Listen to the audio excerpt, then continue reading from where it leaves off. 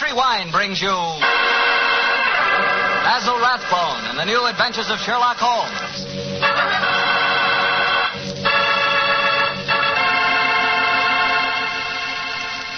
The Petri family, the family that took time to bring you good wine, invites you to listen to Dr. Watson tell us another exciting adventure he shared with his good friend, that master detective, Sherlock Holmes. And as for me, well, I'd like to ask you if you know that one of the favorite wines of American women is Petri California Muscatel. In fact, the whole family likes Petri Muscatel. And you'll certainly know why if you'll just pour yourself a glass. Why, that Petri Muscatel is wonderful just to look at. It's the color of sheer gold. And raise that glass of Petri Muscatel to your lips. Oh, boy, what a wine. Look, did you ever walk through a vineyard early in the morning?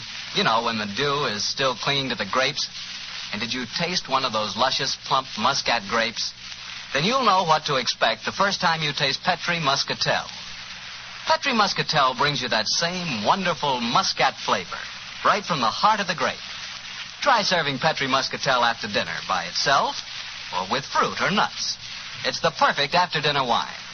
And serve it proudly because 5 letters, P-E-T-R-I, spell the proudest name in the history of American wine.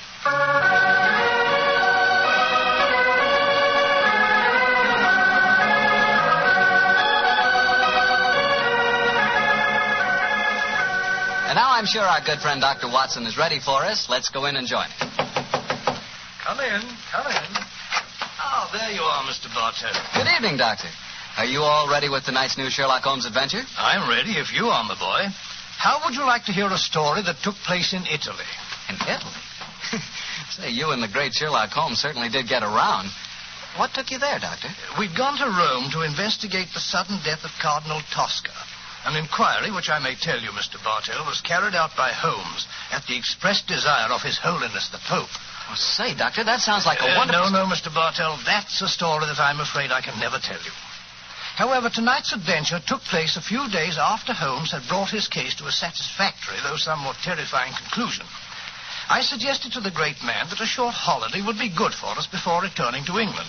And so we spent some happy days browsing among the architectural treasures of old Rome. The Colosseum, the Baths of Caracalla, the Forum, the wonderful ruins on the Palatine Hill. I couldn't drag Holmes away from them, Mr. Bartell. And at night time, he was able to indulge to his heart's content his great love of music.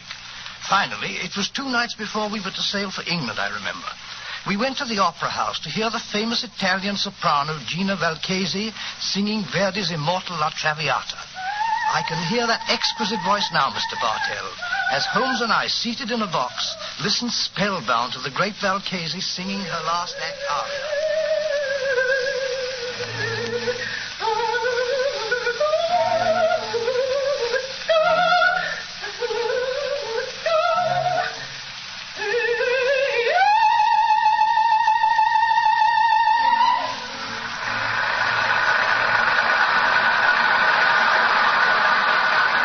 Watson. What a magnificent voice. Yes, it is, Holmes. A pity, though, that most opera stars who sing like nightingales seem to have the figures of unusually well-fed pouter pigeons. Poor woman, she must weigh at least 20 stone. Nevertheless, you mustn't refer to her as poor, my dear chap.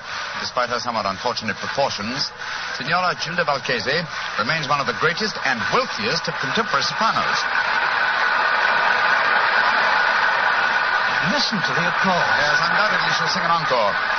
We might as well go back to her dressing room now. The opera's almost over. Why are we going back to her dressing room? Because during the last intermission, I received a note from her requesting my attendance. Oh, what did the note say? Well, it seems that the lady is not too popular with certain members of the opera company.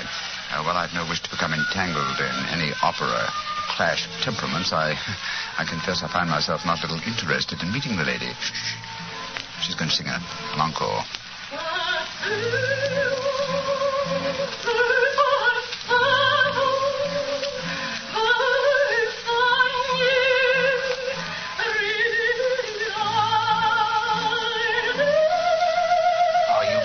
Going back to her dressing room? Certainly, my dear fellow. A summons from Gina Valchesi is no more to be disobeyed than a royal command.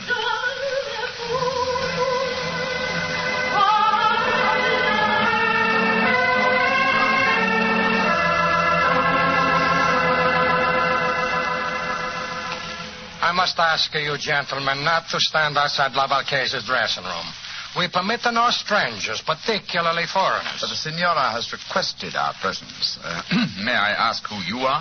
Permit me to introduce myself, gentlemen. I am Armando Bellini, Inspector of Police. My name is Holmes, Sherlock Holmes, and this is my friend, Dr. Watson. Sherlock Holmes? But this is a great honor. Allow me to apologize. Here in the Opera House, we have to be so careful, you understand, of intrigues. There are so many. But Senor Holmes and his friend, I am so happy to meet you both. At headquarters, I hear wonderful reports of your work in the Cardinal Tosca affair. I should prefer not to mention that unfortunate matter, Inspector, except under conditions of extreme privacy. Oh, quite so. And behind the scenes at the opera is not the most secluded place. Please to forgive me. You are waiting to see La Marchese? Yes. Well, she is still on the stage. She has requested your presence, you say, Senor Holmes? Yes, I trust the meeting is to be a social and not a professional one. We're sailing for England in a couple of days. And you came to hear the great Marchese sing before you left. Most understandable. A magnificent voice, Inspector. Yes, Doctor. And still, well, I am a devout opera lover myself. Yet I cannot help but feel its future lies with those who can add youth and beauty to a great voice. That's true. True, Signor. But where can you find such a combination? I have found it. Here in the opera, there is a girl. She is my protege. Someday, I hope she will be my wife. At the moment, she is only understudying La Marchese.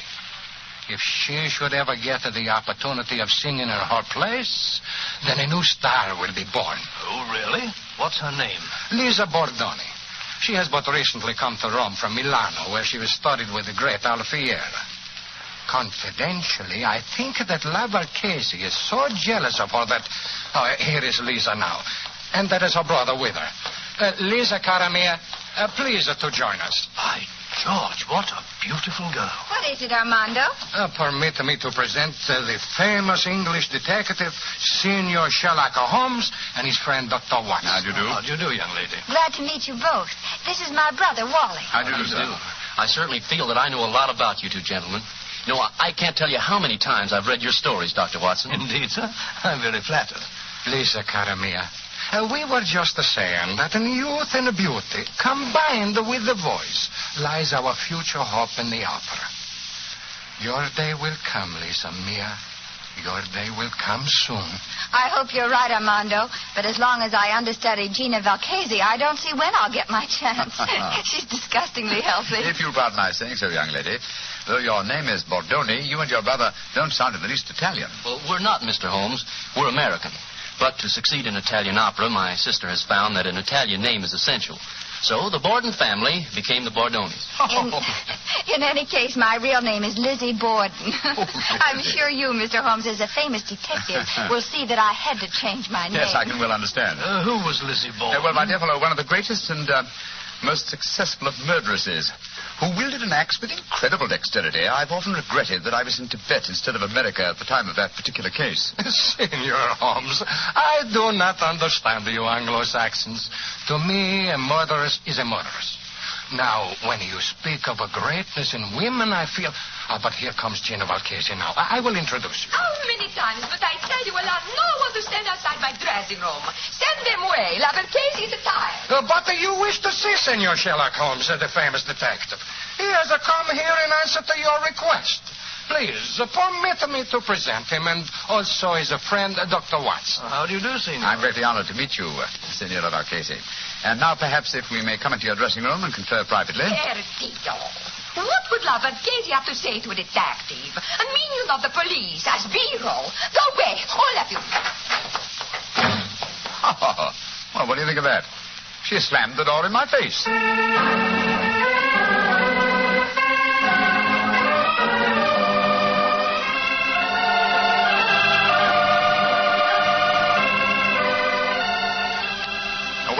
Waiter.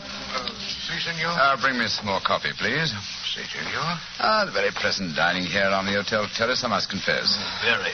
Amazingly warm, considering yesterday's snow. Yes, it is. Later, I suggest we pay another visit to the opera and hear about Casey sing Gilda and Rigoletto. Upon my soul, Holmes, it seems to me that you're astonishingly casual after the way that woman insulted you last night, slamming the door in your face as if you were a tradesman. Shocking. What would you have me do, my dear chap? Force my way into a room, demand an apology, or have my friend challenge her to a duel in order to avenge my honor? Oh, don't try to be funny, Holmes. You know perfectly well what I mean. The lady asks you to come and see her, and when you do, she pretends she's never heard of you. And here it is nearly 24 hours later, and you've done absolutely nothing about it. Oh, dear old Watson. You're really quite upset over the affair, aren't you? Well, if it'll make you any happier, let me tell you, I have done something about it. I'm delighted to hear it. What? This morning, I was able to obtain a specimen of Brother Casey's handwriting from an autographed picture in the possession of Inspector Bellini. I compared the writing with that on the note that I received in the box last night. It was the same, proving that the message I received was authentic. Oh, in that case, why did she snub you like that? Well, something was to frighten her, I suppose. Something or someone who was standing at the dressing room door with us. Well, who was there? Inspector Bellini, Lisa Bordoni, and her brother. Precisely, my dear fellow. Therefore, we may assume that La Valchese had no wish to recognize me in their presence. But if you think that, Holmes, why haven't you been in touch with her today? She may be in some dreadful danger. Oh, if she is, she can find me easily enough. And meanwhile, I'm perfectly happy to be left alone. The last few weeks have been sufficiently strenuous without becoming involved in some fresh case. On my soul, Holmes, you must be tired. I've never known you to be so indifferent to a case. Great Scott. What is it, Watson? Look, walking towards us. It's Signora Valchese herself. Oh, and judging from the lady's expression, she seems to be in some distress. Good evening, Signora. Signor Holmes, I must speak Please to sit you. down, won't you? This is my colleague, Dr. Watson. How do you do? First, I must apologize for my behavior last night. It would have been dangerous if La Valchese had acknowledged that she had to communicate with you. That's just what my friend assumed, madam. Please speak quite freely now, Signora. No one can overhear us. Signor Holmes, I am being persecuted. My life is in danger. You must save me. You've been threatened. See, Signor. And now today, tragedy has struck. My sister, my beloved Bella, lies near death from a murderous attack. An attack that was meant for me. Good Lord, what happened, madam? If you will please to keep quiet and let La Valchese speak, will I learn what happened. Oh, I'm sorry, madam. This morning, I always myself take my dog for a walk. But this morning, I feel the trace of a cold. I ask my sister to take the dog for a walk. Please do understand that my sister is very much like me in appearance. Yes, I understand, Signora. Please continue. She walk alone in the park. From nowhere, a horseman come gallop and ride her down. This much I learned from the traces in the snow when I worry and go to find her. Was she able to tell you who the horseman was? No, she cannot speak, Signor.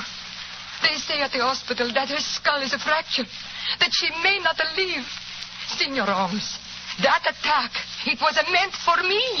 You must protect me. Signora, I shall do everything in my power to... No! What's wrong, madam? Somewhere there is a cat. I know it. Make it go away. I cannot stand cats. They drive me mad. No! Oh, make it go away, please. I cannot sense them without even seeing them. Shoot, run away, shoot. No. I can't see please, one. It must be your imagination. Signora, I am sorry to make such a scene, but I cannot bear to be near a cat. I cannot tell you what it do to me. It may sound foolish weakness. No, not at all, Signora. Such a condition is quite common. In fact, I believe medical science has given it a name.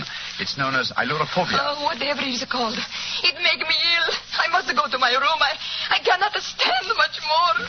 My poor sister. I imagine with your sister at death's door, Signora, you will not sing tonight. Signor Holmes, I love her very much. But even a sister is only a sister. My art is my life. In an hour, Signor, I sing Gilda in a Rigoletto. You will attend the performance. And afterward, you will tell La Valchese how she may trap these devils who seek to destroy her.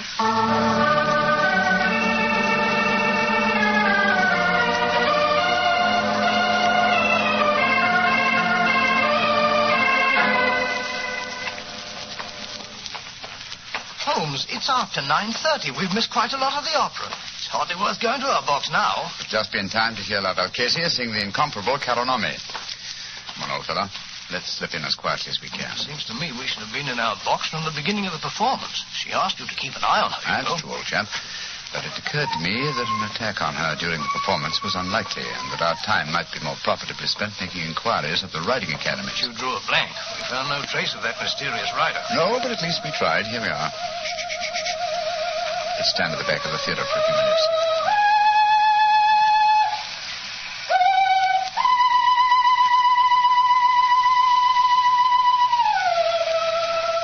Great Scott! That isn't Valcasia singing. It's the understudy, Bellini's protege, the American girl, Lisa Bordoni. What a beautiful voice. Like one, but with a beautiful, wonderful range. Look here, we've no time to listen to her now. We must go to the Valcasia's dressing room at once. We know she left for the theater tonight with the intention of singing. I'm very much afraid there's devil's work afoot, Watson.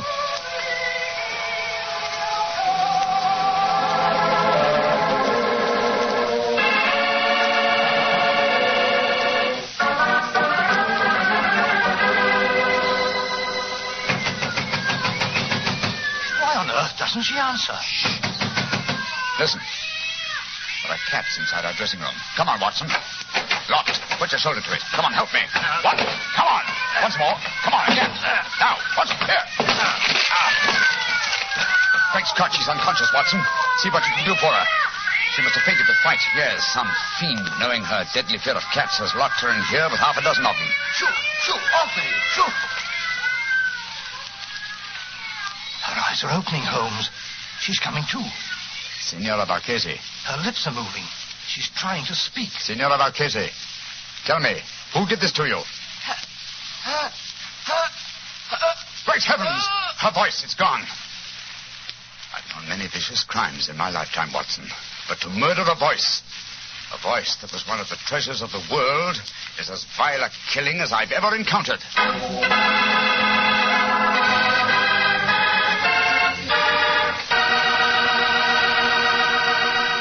Dr. Watson will tell you the rest of his story in just a few seconds. And right now would be a wonderful time to try a glass of Petri California Port.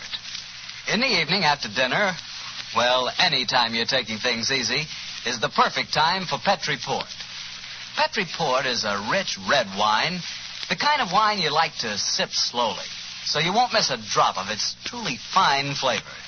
I'm not kidding when I say you owe it to yourself and your family to try Petri Port. In fact, you should try Petri Port and Petri Muscatel.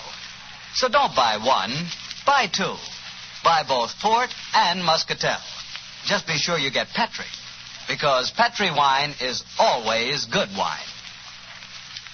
Well, Dr. Watson, so the great opera singer lost her voice when someone locked her in a room full of cats, huh? What did you and Sherlock Holmes do? We took Signor Valcasi back to her hotel at once and saw that she was properly taken care of. How did the understudy, Lisa Bordoni, make out, Doctor? Well, the tragedy that overtook La Valcasi gave her great chance. She received a tremendous ovation at the close of the performance, and it seemed certain that another star had been born. But let me tell you the story just as it happened, Mr. Bartell.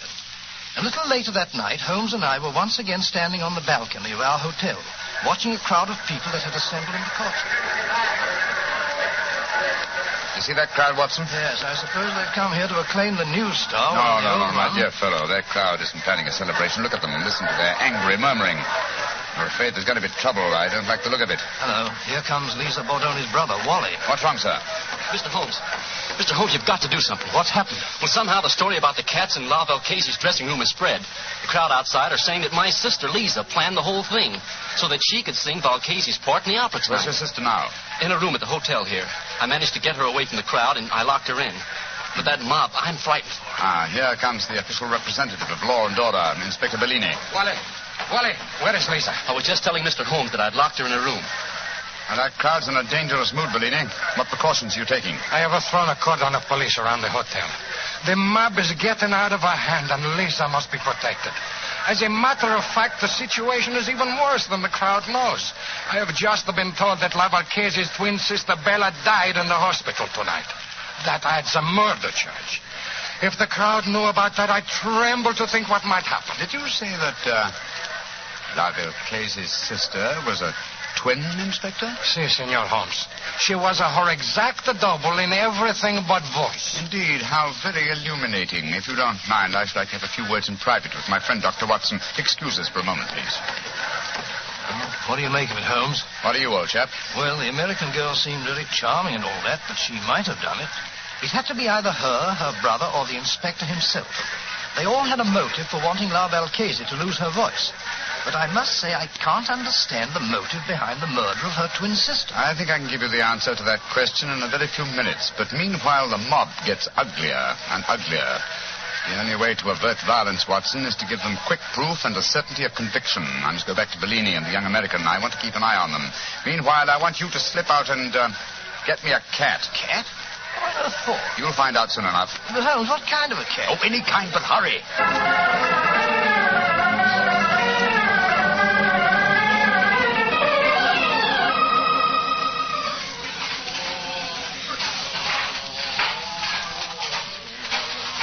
Come on, Kitty. Kitty, come on, Kitty. There's a good kitty. Here. What you do in the hotel kitchen, senor? Oh, you want to play with my cat? Oh, is he your cat? Charming little fellow. I'd like to borrow him for a little while. Why you want to bother my cat? Oh, I thought I'd take him up to my hotel room and have a little game with him. I've got some old socks he can play with. Deal. The English, they are a crazy race. My cat does not like to play with the old socks. Look here. Here's 50 lira for you. Wait. Oh, no. I tell you, my cat does not like to play with old socks. My cat will stay here, and you can keep your money. I'll give you 100 lira. So that you may stuff my cat full of old socks? No. Give me back my cat. Oh, the place is with you.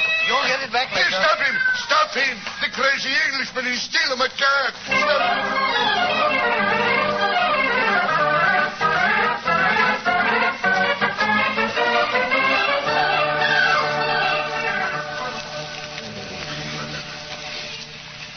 Well, I got the cat for you, Holmes. But I wish you'd tell me what we're doing outside Valchese's door with it. I'm going to try an experiment. We open her bedroom door softly. So. Slip the cat in. So. And close the door. Holmes, man, what the blazes do you think you're doing? You'll drive her mad. I think not. Listen. And watch through the keyhole if you can. Where do you come from, you stupid cat? Go away. Holmes, her voice. It's come back. Yes, I thought it might. I can see her through the keyhole. She's picking the cat up by the scruff of its neck. She's walking toward the balcony. Yes, and towards the crowds down below. An excellent opportunity for a public confession. Come on. Stella, What do you want? I charge you with the murder of your sister, the great singer, Valchese.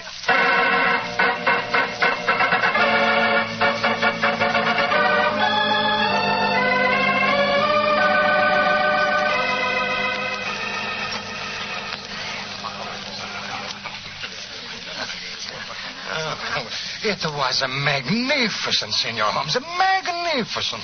The way you forced her to confess on the balcony in a full sight of the mob. And so you saved Lisa. I can't thank you enough, Mr. Holmes. Nor can I.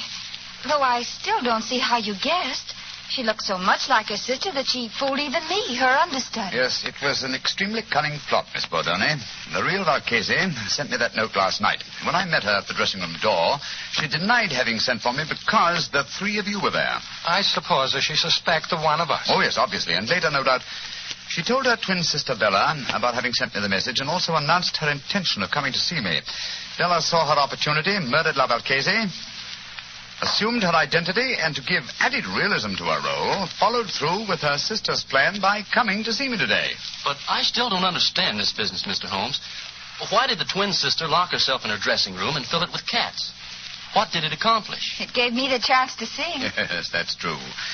Which is why Watson felt certain the criminal must be you, your brother, or Signor Bellini. But you see, the episode with the cats accomplished one other thing. It made it plausible that the great Valchese should never sing again. To whose advantage would that be? An impostor, of In course. the person of a twin sister who could not sing and who must surely envy her sister's great will. Exactly, my dear fellow. As soon as I knew they were twin sisters in everything but voice, it became more than a possibility, It became probability, but it had to be tested. That's why I sent for the cat, Watson. When the sister, thinking herself unobserved, exhibited no terror for cats, well, it became a certainty. For my soul, Holmes, this is as fantastic a plot as ever we've met. A diabolical plan, Watson. And I'm only thankful, Miss Bordoni, that we were able to expose it before the crowd reached you tonight. I don't know what I can ever do to repay you, Mr. Holmes. Oh, that won't be hard, my dear. A box of Covent Garden for your London debut would be, an ample repayment. And from what I hear of your reception in Rigoletto tonight, I shan't have to wait very long for that reward, eh? It's a promise, Mr. Holmes. Come in. Oh, excuse me, please. All over the hotel are looking for my cat. I say to myself, there he is. He's stealing my cat. Inspector Molina, you arrest him. He tried to bribe me, and then he ran away with my cat and fill him full of old English songs. Oh, does she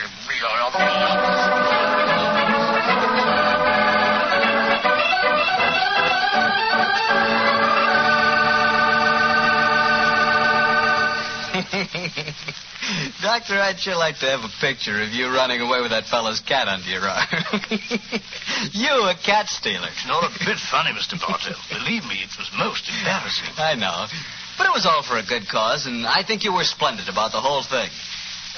Incidentally, how'd you happen to look for a cat in the hotel kitchen? Oh, there's usually one round the back door of the kitchen. Haven't you ever wandered, backstage in a hotel? Fascinating. Oh, of course I have, but I've never been in a hotel kitchen. Then where were you? In the wine cellar. I should have known. Yes, Doctor, I like to look at bottles of Petri wine because when I see a Petri wine, I know I'm looking at a good wine. And Petri wine is good because of the Petri family. The Petri family first started making fine wine before the beginning of this century, generations ago. Since then, winemaking has been their heritage, handed on down from father to son.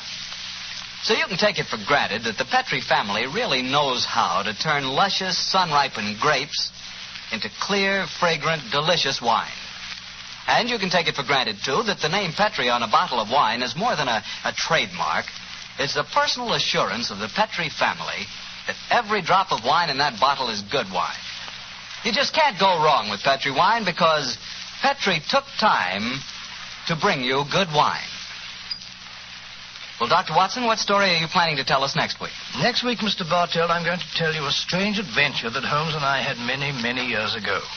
It concerns a young girl, the mutilation of her doll, and the tragedy that overtook a certain wise woman from the mountains.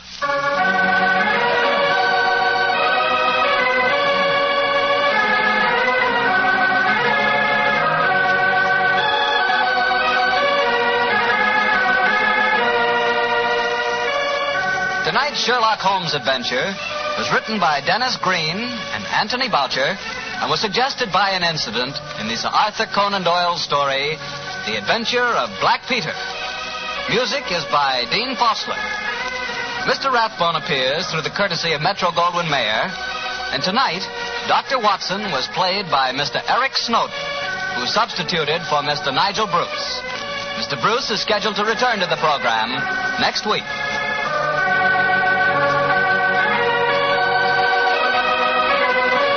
Petri Wine Company of San Francisco, California, invites you to tune in again next week, same time, same station. Sherlock Holmes comes to you from our Hollywood studios.